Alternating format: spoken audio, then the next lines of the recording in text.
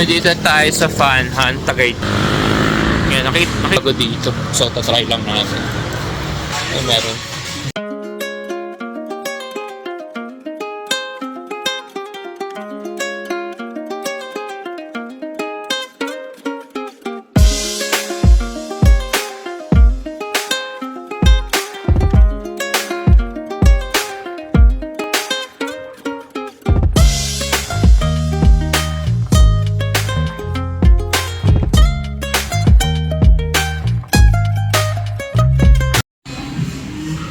Tapos sa menu niya lang po.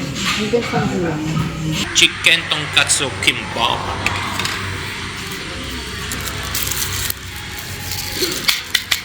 Testing natin kung masarap. Yung isa pork may pork sila, may chicken, may kimbap na, iba yung flavor or toppings, what tawag mo ba? Nakikita. Ayan.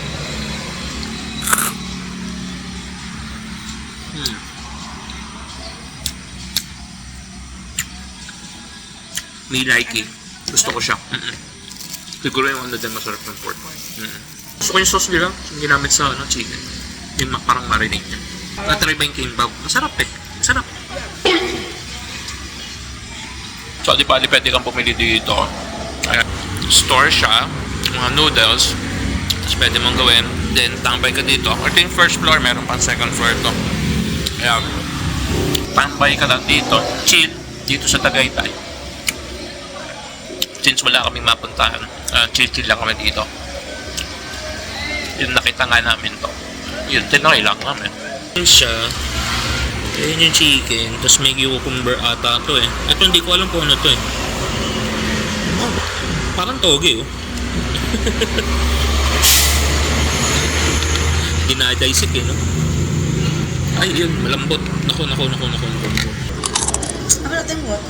So, kung tamang tambay lang ang pupuntaan nyo, 24/7, bukas sila, pasok na rin sa budget. Kung medyo naghahanap ka ng papasok sa budget mo, Fanhan mo. At kung mahilig ka sa mga Korean na pagkain, noodles nila, mga bulgogi nila, marami, lahat nandito eh. Yung kanina yung pinakita ko sa video, yung parang delicacies nila, kamutang tawag eh. Pero anyways, sarap siya. Parang malamig yata ngayon Okay, so kaya pala malamig, 22 degrees pala ngayong gabi. Medyo malamig-lamig siya ng konti. Ako, maubos ko na ata ito.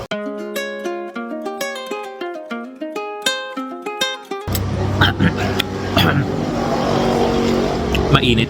Manghang. Oh my god. Ano ba dating nito?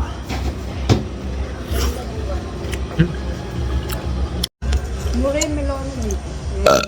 Sarap.